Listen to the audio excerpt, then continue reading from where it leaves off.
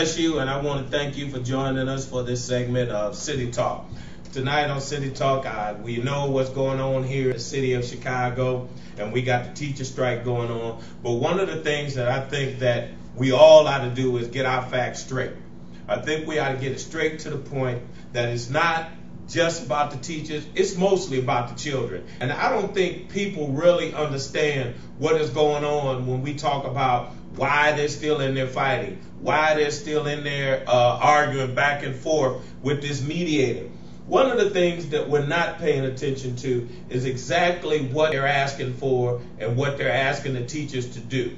Now, the thing about it is, in the midst of all of this, everybody suffers, but the thing is what we have to look at, what is fair is fair. And I would have to say this, and it's kind of disappointing to me as a pastor, and I don't know how you feel about this, Pastor Crawford, but we have the religious community which is broken up. Some say they're blaming it on the teachers, some are blaming it on the politicians, but the bottom line is that the good of the children is what everybody's looking at. And I don't think we have gotten focused to the point of understanding when they talk about the good of the children. Yes, it's about benefits, and yes, but mostly it's about a teaching environment.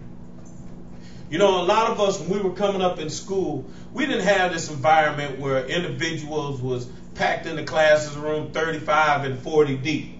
You see, how can a teacher teach properly and give the student the attention they need if every classroom is filled with 35, 40 students? You can't do it. And then when you look at the reverse part of it, when we were going to school back in the 70s, the bottom line is, in the 60s and the 70s, we didn't have that many individuals in the classroom. And of course, the mentality of the mother and the father and the children were different. But the thing is, how do you expect a child to learn when the classroom is filled with 35, 40 other individuals? And I would even say 25 to 30. You're asking one teacher to successfully teach 25 to 30 students. Then you turn around and let's look at the materials. They're not even giving teachers the proper materials to meet the need of the child. So this ain't about money. It's about making sure that the needs of the child are being met. Students should have the materials that they need, such as current books. Now I've went into classrooms myself, and I've seen some of these books that they've given these teachers to work with, and they're held together by tape. They still got students' name in it from 10 years ago. How do you expect a student to learn and be current, but then you turn around and you want to hold the teacher responsible for what you should be doing? How can you expect a child to be prepared to pass a test when they really don't get the textbooks they need until 6 weeks into the school year? A child should have their books the first day they walk in. The teacher should be able to hand them their books, go through the books, go through the material with them, so a child is properly prepared. I mean, come on now. If your books ain't current, your workbooks ain't current, and you don't have them on time, then you're asking for chaos in a child's life. Then you talk about this. You talk about closing 100 schools. Come on now. If you close 100 schools, think about how many students got to cross a gang line in order to go to school if you shut the school down in their area. We did a show, remember that show we did, Pastor Crawford, where we had the teens here, and it was during the Trayvon Martin situation. Mm-hmm. And one of the young ladies they talked about if they shut the schools down. One young lady blatantly said, I wouldn't go to school. She said, because I have to cross gang lines. The bottom line is, we keep saying that we want the murder and the violence to stop, but we keep putting them in harm's way if we close the schools. This isn't about the teachers. They keep blaming it on the teachers, but it's not about the teachers. In other words, let's look at it this way. Longer school days. Let's take a look at this. How can a classroom be productive and make sure how can a classroom be productive when all the teachers are full-time And then you want them to turn around and teach classes. Some of them aren't prepared to teach or did not go to school to teach. But then you want to hire part-time art teachers, part-time gym teachers, where they're only there part of the time. But then you want full-time teachers to take up the slack. You want them to be a teacher and a half. But see, the thing is, but we want to say that the teachers are greedy. We want to say that the teachers want more and more money. Don't you know there's teachers out there right now that are on the picket line, that have children that are in the Chicago public school system, teachers that came from the Chicago public school system. So they know the system in and out. But the problem is when you have individuals who aren't from the system, who haven't even attended school in the system, who are business people, who don't know nothing about running an educational system. They know how to run a business. When school isn't a business, it's an educational institution. So we got to take a look at the fact, how can you expect when all they're asking for is more counselors, more social workers to help meet the social needs of the students? But then you want to blame the teachers. Then people want to blame the teacher, saying they ought to be the social worker, they need to be the mama, they need to be the daddy, they need to be the counselor. Teachers can't teach when they spend most of their time trying to deal with the child's areas for which they come from. We have people that are trained to do that. If you would quit firing the people that are trained to do what they need to do, then we wouldn't be in this situation. But we're in this situation because the city, the system keeps firing the individuals, keep laying off the individuals who are crucially needed, and then you take and you tell the teachers, hey, you need to pick up that slack. But then you want to fill their classroom. Who's really suffering? The child is suffering. The child is suffering because the teacher does not have the time to give to that child that they should. And so when we deal with this further, job security, you know, there should be some type of guideline, structure, procedures, stipulations before a teacher can be fired. There should be some guidelines. Should be something before a teacher can be fired. You just can't tell a principal, well, you know, you got the right to hire and fire. What if the principal just don't like the individual? Then what they'll do is they turn around and fire them.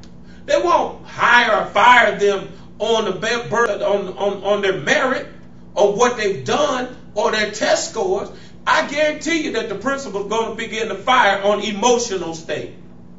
They're going to begin to fire teachers and hire teachers based on whether that teacher is probably a friend of theirs, or that teacher could be somebody that they just don't like. There should be some procedures. There should be a process in place. This is what affects the teachers.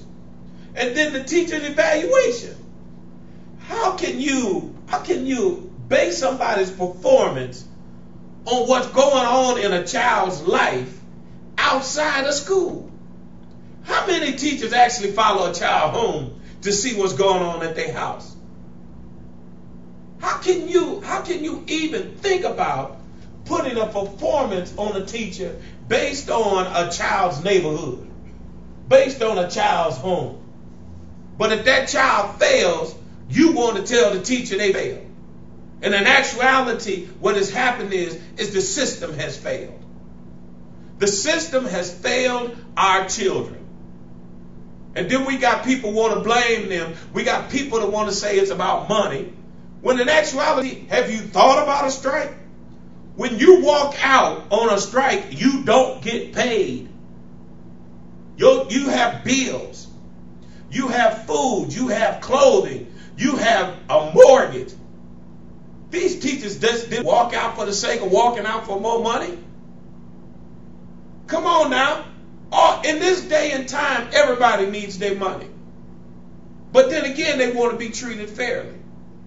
So how do we look at this thing? How do we evaluate this thing? When you got people saying the strike is a choice. Strike ain't no choice. When you push somebody to doing something. And we got to take a look at who our mayor really is. And I'm going to put it out there just like that.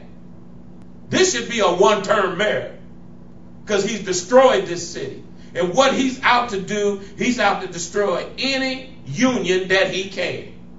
That's why I encourage all unions to get together. Because the bottom line is, next he going to come for the police. Next he going to come for the firemen. Next, City Hall, whoever working down there, he coming for your union. Because he does not care. He's trying to say it's about the children. But the thing is, it's about making sure his agenda goes through. It's about making sure that he gets what he wants. Quit blaming the teachers for your failures.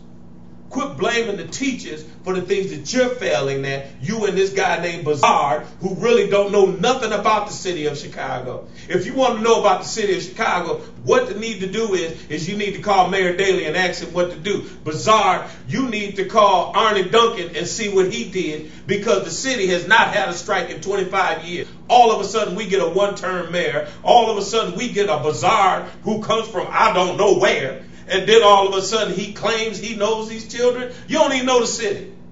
Can you even get to the south side? Unless somebody drive you. Your child sits there in a private school. And you expect individuals to believe in you. You expect individuals to trust you. You don't care. If you cared, then you would come down and you would teach in some of these schools on the south side, on the west side. Instead of always spending your time on the north side where all the schools are nice and plush. Don't you think kids would love to come to school on the south side and the west side if they had nice laptops? If they had a nice computer room they could go to with flat screens instead of these big CRT, CRS computers, monitors? Don't you think they would love to come to school if they had the materials that they needed? Why do you think they're so successful on the north side? Because that's where the money's being poured to.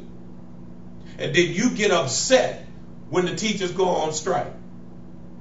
They're people. They're human. And so as we take a look at this whole thing, I know it may sound like I'm ranting, but I'm not. And then you want the teachers to take care of, if you're practically telling them to take care of their own medical costs. They got families too. Some of them are single parents. And they depend on the money. And I guarantee you, I took a look at this today. You want to give them 3%. The mayor wants to give them 3%, right? But you know where that 3% is going to go? Where's that? It's going to go into the medical costs. So I'm done. I'll get my rant. And I'm going to let Pastor Crawford, and I'm going to begin to throw some things at Pastor Crawford because I really want to hear his opinion on it. When I talk about class size, what do you think about 25 to 30 students being in any one given classroom? Well, 25 to 30 students in one given classroom, what that does is that we have to look at the security factors. Mm-hmm. And when we look at the security factors, that means that the teachers is not only teaching, now that they have to be security and mm-hmm. monitors, things of that nature, which significantly reduces the opportunity for a child to get the proper education that they need. Mm-hmm. And when we look at that, those numbers, we have to realize that too much is too much mm-hmm. for anybody. I don't care how skilled or who you are. Too much is too much. If you look at the schools that's going on in Winnetka, we look mm-hmm. at the system in Winnetka, right, you will see that the size of the schools in Winnetka is significantly reduced, right, so the children can get the proper education. And that's why I admire Pastor Meeks, mm-hmm. who bus loaded city children out there mm-hmm. to show, hey, listen, per year each student we're getting probably on an average of 11,000 mm-hmm. in education mm-hmm. versus 22 and 23,000 per children out there. Mm-hmm. So it is a money factor. Although mm-hmm. Emmanuel stated, well, it's not about the money. That's a lie. And it always takes me back to what my mother said. If you really want to know the truth, all you gotta do is follow the money. That's right. Follow the money, and the truth will appear. And what happens is they're trying to hide the truth under Medicare, and they're trying to hide the truth up under the principles. And I understand that if I'm going to be responsible for some, or they're going to hold me accountable for the ratings, and they're going to hold me accountable for the results of the students, I need to have some kind of control of who's coming in. Mm-hmm. You can't send me your cousin that's inadequate, right? But yet hold me responsible for it. Right. You know, in the public system, in the city itself, there's been a whole lot of nepotism that's going on.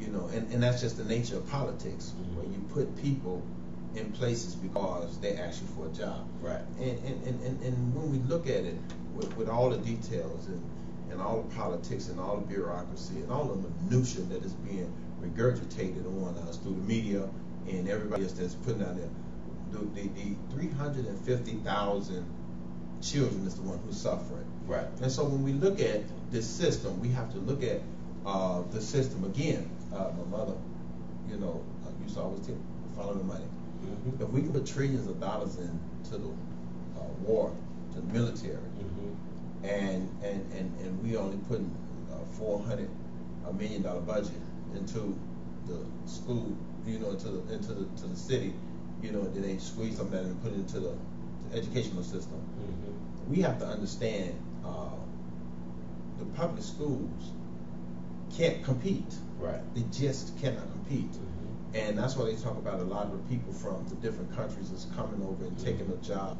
as it pertains to the engineering jobs. You know, you have to go outside of the country to find somebody who's qualified to deal with the engineering and stuff like that.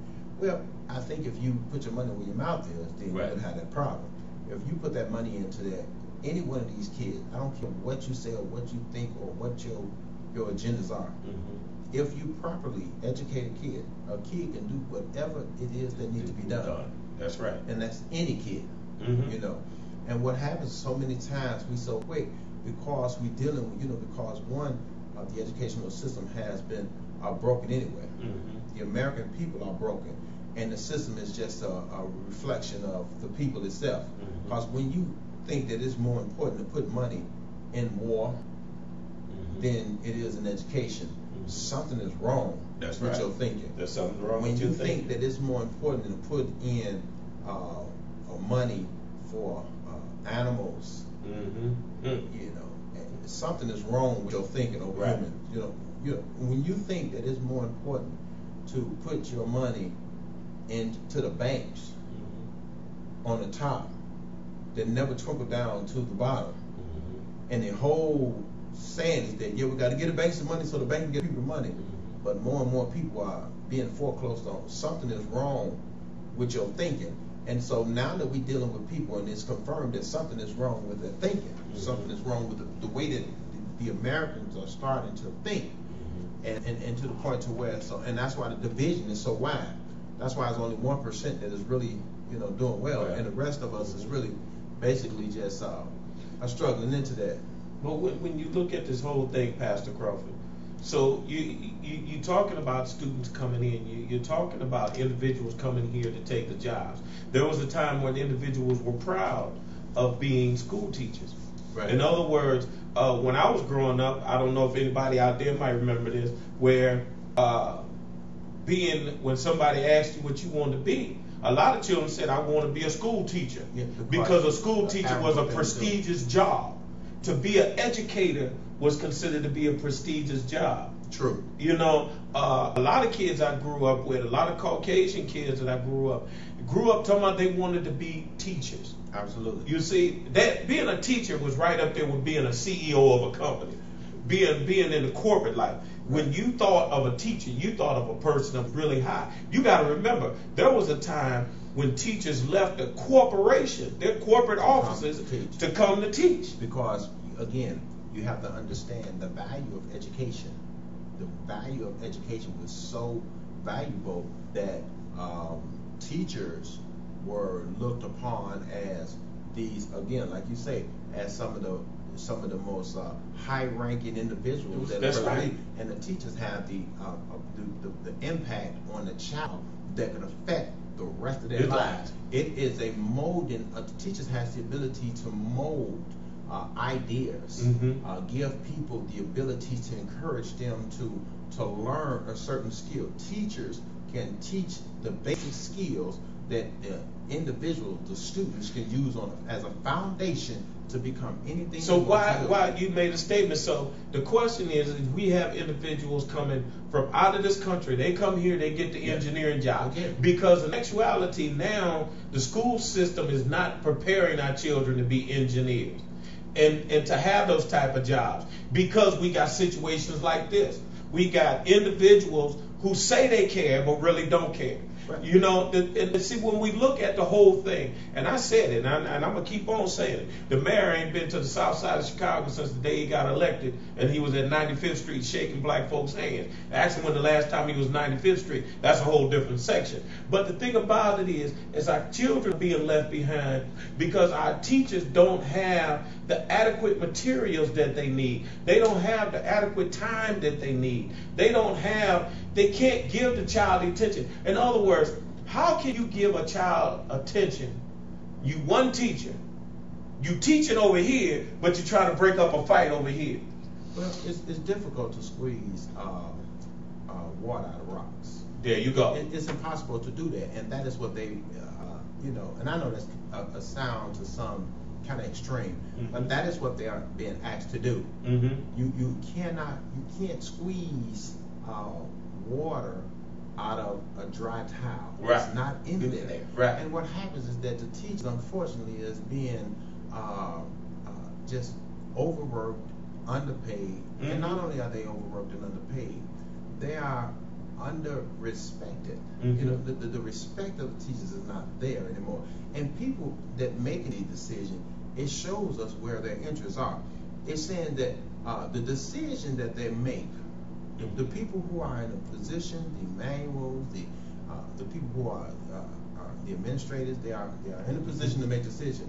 Their kids is not being affected. Right. And so therefore, that don't bring a personal. If we're talking about something that is not affecting, and that's what this world has came down to. If it's not directly affecting my child, that's right, my child, then I have to look at it from a business perspective. Okay, and when you look at things as a business perspective, you can never put in human beings as commodities. Well, let me say that's this. Why they're being overlooked. Let me say this then. They opened up 144 schools, right? Half a day, right? Stated they went out and bought all this stuff, right? 144 schools. And they claim they don't have anything in these schools, right? And they still gonna feed them breakfast and lunch. Where did that money come from if you say you ain't got no money? Well, now check this out now. Now they couldn't hire teachers from here. So that meant they had to go outside of Chicago to bring in those young kids, pay them a little money each day, right? So if you got 144 schools open, right? And you got 100 kids in those schools. So you say you got 4 teachers that's looking over 100 kids. That's 25 kids per person, right? So you telling me that only costs like $2,000 per school? I think that's in the millions. I think that's in the millions to keep these schools open even for a half day. But then wait a minute. The students that they showed that weren't going to school was kids that were in like pre-K, that were in daycare. See, they got this thing distorted even when it came. Oh, I watched the news before I came. I wanted to make sure I knew a little something about what was going on. But see, when we look at this whole thing, Pastor Crawford, the children don't have what they need material-wise. This is what the teachers are fighting for. They're trying to stop them. Where are they going to put? How many students would you say is in a school? In the average classroom of Chicago Public School, we're talking over 40 per classroom. So in other words, 40 to 45. Depending on what grades they cut out, right? We still looking at thousands of children that are going to be without a school, right? Where are you going to put them? Well, they plan to shift them over to other schools and bus them over to other schools. And again, like the problem with that is that we haven't corrected the gangs problem. We haven't corrected the violence problems as evidence of their murders. That's, we're number one. We're number one. And we love to be number one, but not in that area. Right. And so that there are some problems. And again, like you recited about the child that came here and sat here on the panel and really expressed her, she, like everyone else, values her life. Her life. And the most important thing that you have to value is your life. Right. Life goes before education. Education is really needed. I mean, we really need education. But at the cost of your life, that's too high of a price to pay. And that's what they're asking them to do. They're asking the teachers to pay this high price. They're asking the students to pay. Well, they're really not asking them anything. They're telling them this is what you have to do, and the price is just too high. And some teachers, I know teachers, love their jobs and they love doing what they're doing. I've talked to some teachers about the situation, and it's heartbreaking to them because teachers take on the role of parents. They with these kids. That's right. 8 hours a day. And those kids begin to love their teachers. And it's vice versa. It's reciprocity. And so when we're looking at that, and then we hear America come up here, well, they went on strike by choice. You don't choose to put your job in jeopardy. You don't choose to put your house and your mortgage in jeopardy. You don't choose to put your career in. That's not a choice. You are forced to do that. But sometimes, up under the circumstances, some people say, listen, I would rather put all this up on, because we have to come up with some solutions to get those teachers back into doing what they need to do so that students can be able to have a safe environment from which they can learn so they can compete. And if you pay close attention to it, again, we pay close attention to it, is that these are the same kids that a lot of the businessmen is putting their dollars on, that they fail and going to the penal system, and that's where they get their money. Now, if you can find $40,000 a year, $70,000 a year to put a child in the penitentiary, you should be able to find $20,000 a year next year. But see, they don't want to find it. Because the thing is, let's take a look. I want to take a look at this. When he talked about the strike as a choice, right? Yeah. Who wants to make a choice not to get paid? And he said that so eloquently, so arrogantly. And they went on strike by choice. As if this that is, I don't think that it's clicking that this is a reality. Right. We're in a reality. This is not a reality show. Right. This is not just let's make a deal. This is not a game. You are making decisions on people's lives, and you say it so. Yeah, well, they did that by choice. But who makes a choice not to get paid? Unless they fighting for something. It's unheard of. But see, how you doing it? It just don't make sense. Who chooses not to do what they love? It just don't make sense. It just don't make sense. No one. And the choice it wasn't a choice. It was a force. People have to. If you don't do nothing else, you have to stand up for your rights. You have to stand up for the truth. You have to stand, and they've been going through so many stuff. And if you look at the school system today, and when it is so much that they're dealing with now, because again, like we were talking about the epidemic on the earlier show, we was talking about the epidemic of how the addiction. They actually diagnosing most of these kids now with this attention deficit disorder. And we have to understand that they overdiagnosing people. They're giving people Ritalin, because kids are too active. We used to go outside of recess and run around and play. Right. If we were in school today, they would say, you running? Right. You moving? You active? You can't be. They'll stop their running. You need something. Stop running. Need some Ritalin. And so how are you going to educate children? How are you going to ask the teachers to educate these children that are being overdiagnosed? And then you got them up under all of these stresses and all this pressure that you have to have security. Teachers now need security. Right. In the Teachers classroom. now need to learn self-defense. Right. Teachers now, and with all of this, it takes so much away from learning. And we ask, and the only thing that they actually do is, look, Give us the tools so we can do what needs to be done. That's right. But give us the tools. See, what it is that what we really need to wake up to is that this man is trying to destroy the public education system here in Chicago.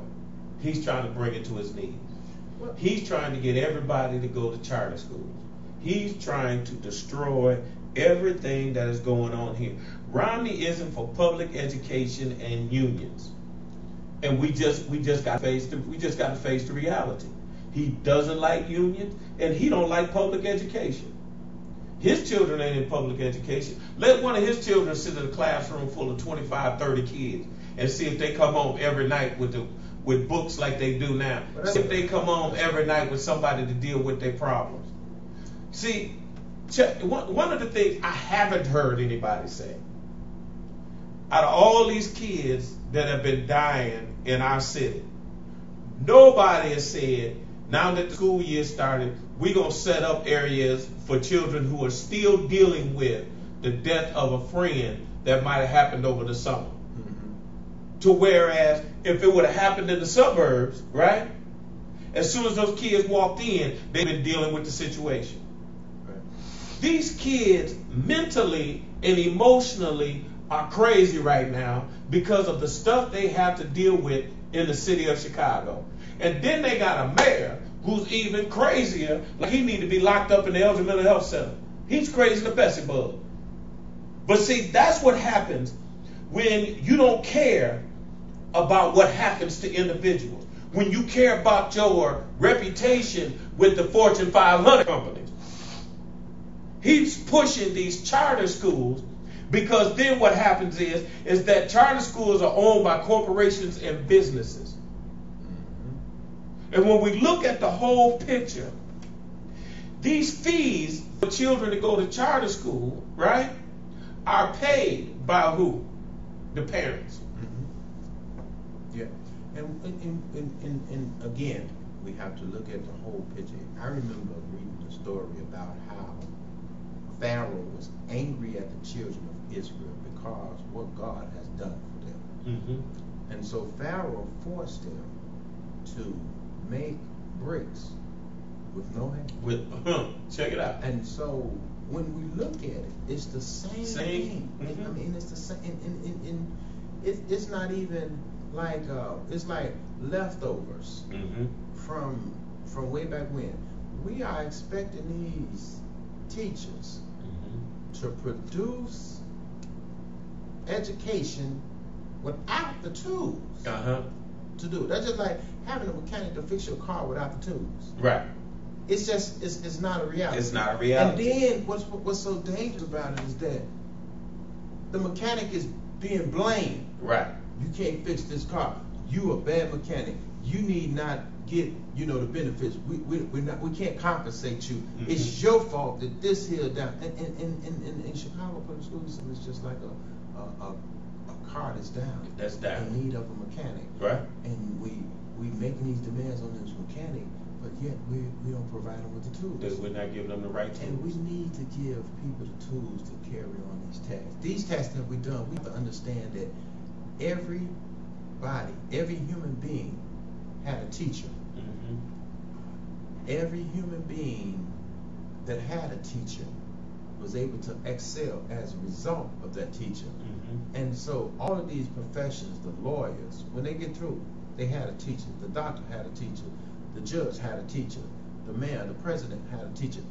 President Obama is constantly pushing for education. Right. But the powers that be, Congress is like, oh, that costs too much money.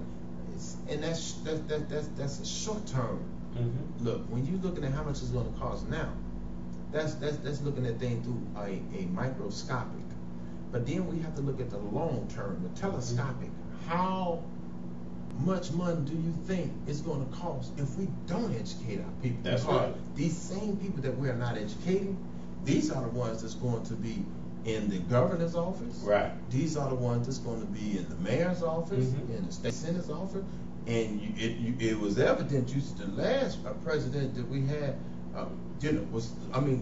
his people was close to like a retard. I mean, he couldn't even get up. He listen.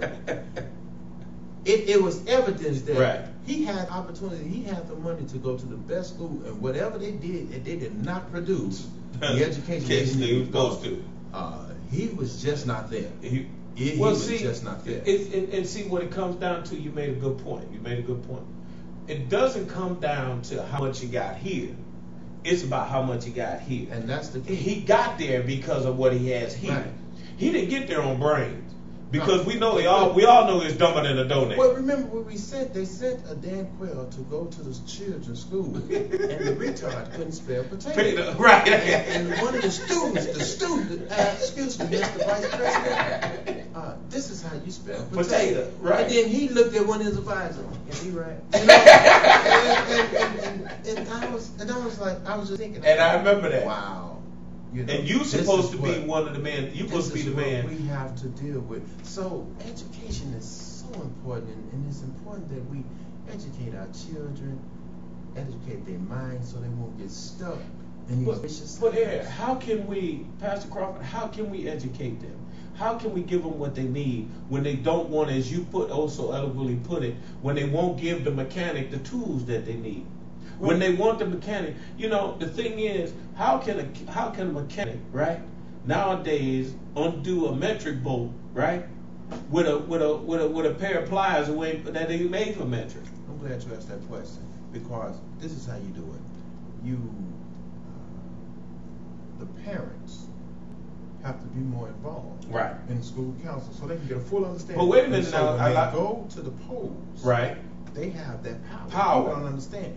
You have that power to pull people up out of there, and you have to remember, because you see how they bring in these actually old lies into politics, saying, hey, listen, we're going to do this, and we're going to do that, and we're going to do that. Hey, listen, don't fall for the banana in the tailpipe again. We have to understand that this is a direct result of this man. At some point, the unions got to get together with the parents, the teachers, not just the teachers.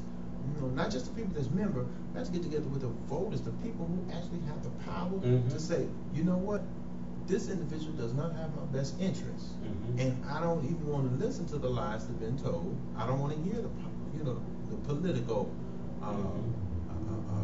jargon that they use. I want to be able to say, hey, listen, this individual asking us to make, bricks with no straw. Right. I need to find somebody that's have some straw. Right. I need somebody that's willing to give us the straw so we can make the bricks, so we can produce whatever it is that we need to produce. We need to produce some people we need to produce, educate people at a level to where so they can compete on the global market again. See, and our children aren't able to do that. They're not doing that. These Asians coming in knocking them off. And what's not being said is that although the Asians coming in here knocking them off, but did you know that the highest level of education are those Africans that's coming in? Those Africans are coming in and just blowing the test off the charts. Yep. And they coming in and getting educated, and then they being sent out around the world. But no one talks about that. Right. No one talk about how the Africans exceed the Asians as coming in as better learners. So I want to get back to this. I know we went, but I want to get back to this charter school thing. He thinks that charter schools are a cure-all, and the thing is we got to get back to the point where people understand that these charter schools that he's trying to push are run by corporations and businesses, right? But we also have to get to the point of understanding that he's trying to sell our school system. He's trying to sell our public school system as a business. And in the midst of that, what does he constantly do? Where does he spend a majority of his time doing? He spends a majority of his time courting Fortune 500 companies, trying to get them to come here to Chicago. Not business, because why do you keep doing this, talking about you are bringing jobs, when in actuality you're trying to sell a system. You're trying to sell a system. If you can sell the educational system, then you can control where an individual's destiny goes. Well, let's back up. Prior too, Emmanuel, it'll show you the mentality of our leaders, our mayors. If you have a mayor that will sell the streets, then before he sell education, everything is for sale. Look what he did. It used to be a time where the city used to own the streets. You put your quarters in, you have a certain amount of time. Even sold the streets. So if you look at the mentality of the leaders, back up before that, there was his Mayor Daley, the father. Had ruled with an iron fist. Right. And he were on, it was segregated. Same way it is now. You got the inner cities and then you got the suburbs. It's segregated. You got the inner cities, you have the south sides and the west side. And then you have, the north side. Right. And if you look at the north side public school system, you look at the south side, you look at the west side, you'll see it's totally different. Right. You see totally different. Walter Payton School on the north side of Chicago. And Walter Payton is a black man that loves the south side of Chicago. And his school is up here, thriving. I'm talking about because it got everything that it needs. Although it's an old building, it has all the modern technology in there. You made a good point, Mayor Daley, right? But the driving force behind Mayor Daley was called Maggie Daley. Maggie Daley loved the underprivileged child.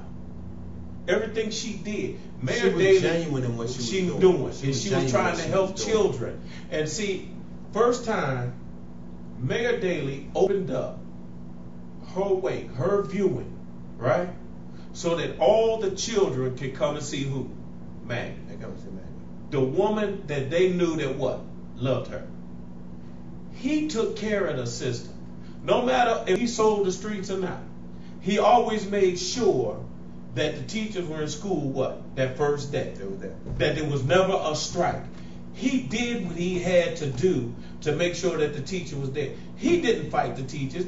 He didn't take the union leaders behind closed doors and cuss them out and call them MFs and everything. He didn't do that. And it's documented, even in Washington, how people that worked for this man said that he disrespected everybody. So the thing is, what makes you think he gonna come? His plan is he's using Chicago as a stepping stone, and he don't care what he do to destroy it. See, one of the things I really think before we let this show go, we're gonna pick this back up tomorrow on Pastor's Chat, is that we got to understand that unions help to protect the workers. When there is a system that doesn't appreciate you and give you what you need to succeed, that's where the union is supposed to step in. That's where the union says, we are your voice. She's standing there. She's in that room hours on end because the teachers pay their dues for her to speak up. And she's fighting the fight that she needs to fight. She's fighting such a battle that people, I don't even think they understand. She's fighting for two people. She's fighting for the children, and she's fighting for the teachers. She's fighting two battles with one man that don't care about either. See, and these are the things that we gotta get in our mind. Quit saying that it's about money. They ain't making no money right now. They ain't paying their mortgage right now. And what if a teacher ain't got nothing saved, but she's still out on the picket line? That tells you that it's not about money. It's about you. We've been talking about it. Where is the future of our children going if they can't get educated? And a lot of these schools talking about individuals they send into college, but the question they ought to ask when they get to college, how many of them back after the first year? See, that's the thing. A lot of them aren't prepared to go to college because they don't have the right tools now. The teachers don't have the right tools they need right now to help a child to be prepared to move on. Think about it. Teachers are on strike because he don't want to compromise. And the seniors, the juniors and the seniors, they started preparing for the TCs. Yeah. They just started preparing for that. Now let me throw in another piece that has been overlooked. When we're looking at this strike and how much of an impact it does. It affects people who actually, the single working parents. That's right. Single working parents, they plan their schedule, and they plan their schedule around the child's school. And when they plan their schedule around the child's school, that means that, okay, I'm gonna drop this kid off at school. I'm going to go to work, and then this kid is here. Is going when he get off of work, he's gonna go over to such and such and such house after work because they get home earlier than I do. Right. And then they come back home. Right. And what happens is knocks off the whole schedule because now you have parents that literally have to take days off of work because their kids have nothing to do. Right. Or they have to pay. They have to finance babysitters with money they don't have. Absolutely. And so we have to look at the domino effect of this. It affects in a lot of people. I was coming home from visiting one of my from doing a home visit, and I saw the kids playing football. The boys were playing tag football in the street.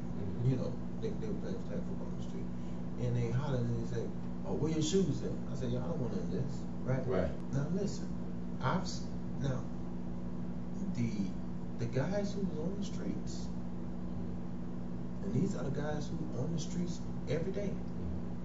These guys were stepping in. They were out there in the middle of the street with these kids, making sure that they don't get hit by cars because they play in the streets.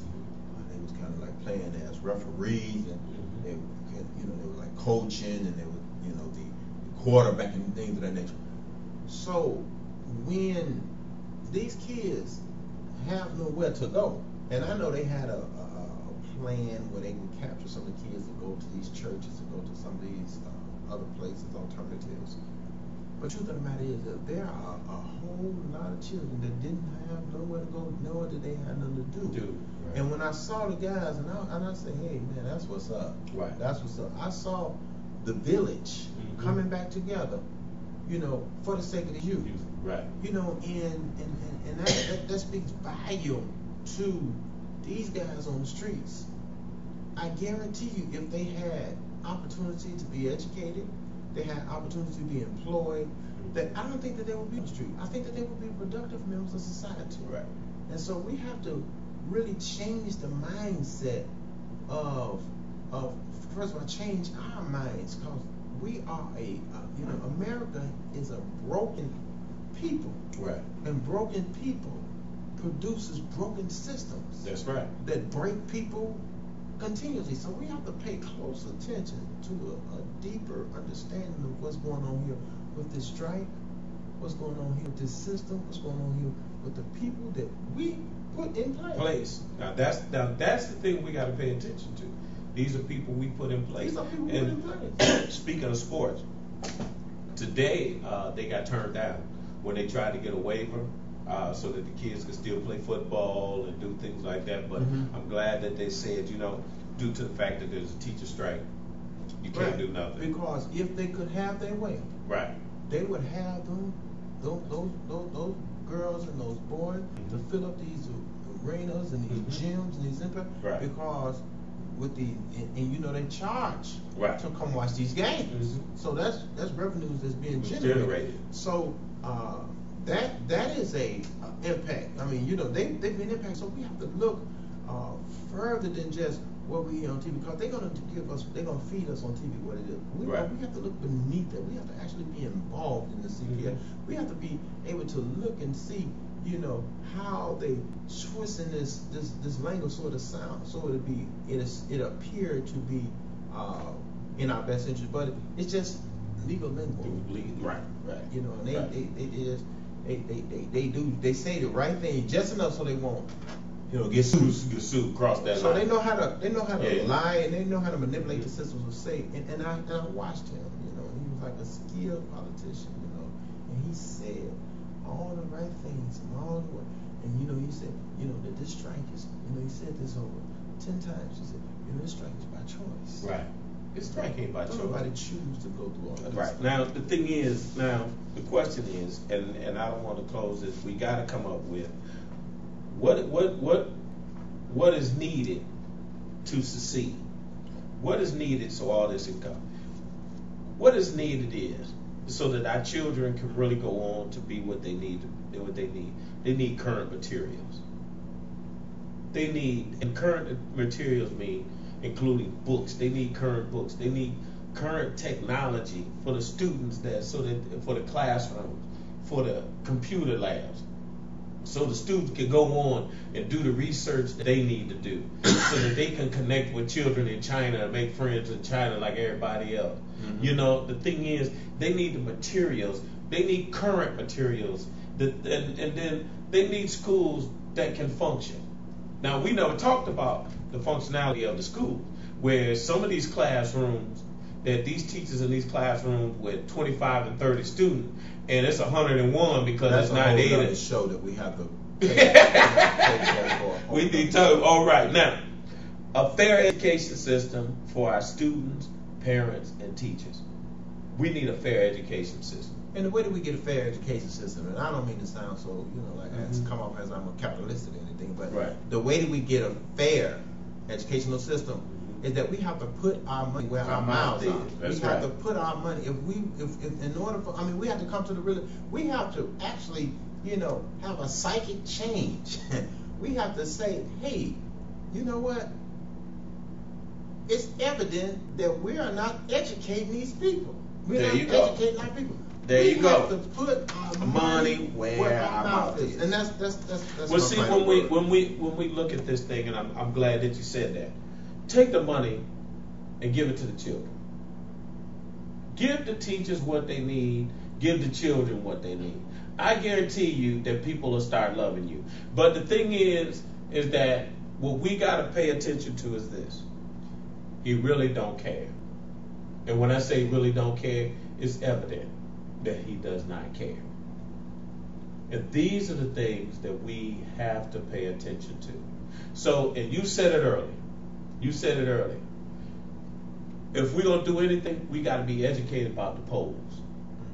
We got to stop just taking individuals on what they say and start listening to individuals. We're allowing individuals to dictate to us things that we know are wrong, but because we like the individual. There's a lot of things going on. People have to start getting to the polls.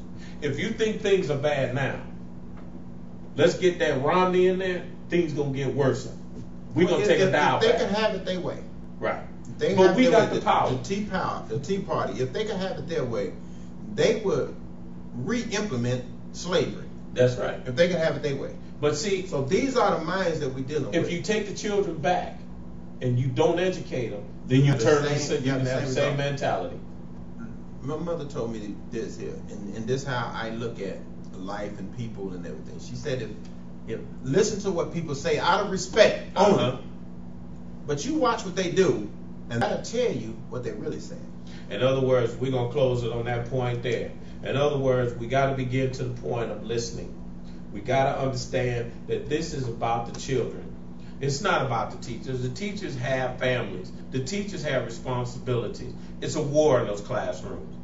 And the thing about it is, you're asking them to fight a war. You're asking them to win a war when they don't have the proper tools to do it. And the thing is that I refuse, and we all refuse, to allow our children to be outdone by individuals outside of this country.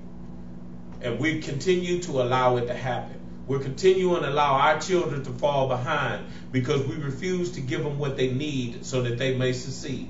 But I would hate to put it like this. When you have individuals who are once the majority that are now turning into the minority, and the minority that has a majority of the money, that tells you that they can still dictate. But I would have to say to African Americans, I would have to say to Spanish, I would have to say it all. We spend a lot of money. And if we start putting our money back into our community and stop going to their Neiman's and Marcus and start going to all those places that are owned by them, I guarantee they'll start respecting us. If we start paying attention to that small business instead of the large business that everybody goes to, if we would pay attention to what they're trying to do to us to bring us down. What we got to pay attention to, this isn't like when they gave us freedom years ago. This isn't like when we looked up and we were able to straighten our hair and thought we were white. The bottom line is that times are changing. Our children are changing. The parenthood is changing. So we got to get to the point to understand they're trying to change teachers. And they're trying to change teachers to be what they want them to be instead of them being all that they can be. Isn't it amazing that we fight wars and they tell a child, our children that go to war, be all you can be, but then our children don't make it home. Because a lot of our children didn't have the education to move on to the corporate world because of the system that they were put in. This is City Talk. So if you want to talk city, let's talk. But let's talk about the real issues. Let's stop blaming people and let's start doing what we need to do and blaming the individuals who keep trying to hold us down. We got a mayor that's trying to kill us. This is the individual we ought to make a one-term mayor. And we ought to make Bazard a one-term, whatever he is, CEO, because he don't know what he's doing. These are the things that we got to pay attention to. And I commend each and every teacher. I commend those students that I saw that were standing out there with the teachers, saying, I love my teacher. I'm standing here with my teacher because they're not treating my teacher right. I challenge all children. Go out and stand with your teacher on tomorrow if they don't get this thing settled tonight.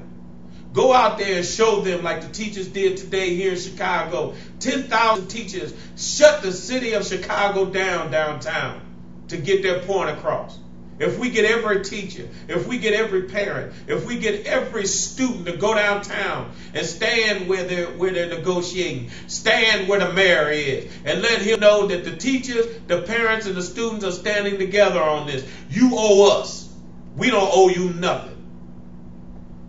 And I'm tired of living in a system where people think we owe them something, when the only person we owe is God himself, because he allowed his only begotten son to die for each and every one of us, that we might have life and that we might have it more abundantly. We need to stop allowing our children to live in decrease and allow them to live in increase. And with that, I want to thank you again for joining us for City Talk. I'm going to ask Pastor Crawford to close us out before we close down. Again, I just want to thank you all for being with us on tonight. I pray that God touch the hearts of the negotiators, that they may come up with a civil solution. And also, I want to constantly remind you that not only is the teacher's responsibility to teach the children and to educate the children, it's the parents' responsibility, and everyone that come in contact with that child, it is our responsibility. The Bible tells us that my people will perish for the lack of knowledge. Don't allow our people to perish because of that lack of knowledge. Let us calm our spirits as we pray. Oh, merciful and Heavenly Father, in the mighty name of Jesus, we thank you, we honor you, we worship you, we praise your holy name. Lord, go into the hearts of the minds of the negotiators, and that they may come out with a civil solution, Lord. We ask you that you continue to love, protect, and guide our children. Open their minds, Lord. Open the minds of the parents and the ones who are in charge, of the guardians that are in charge of these beautiful children, Lord, your children, that they may not. This will be because we are not taking care of our business. Lord, we just thank you, we honor you, we worship you, we praise your holy name. We ask you these prayers and all prayers. In your son Jesus' name we pray. Amen. Amen. God bless you. And we see you tomorrow as we continue this on Pastor's Chat. God gives me grace. I'll run this race until I see my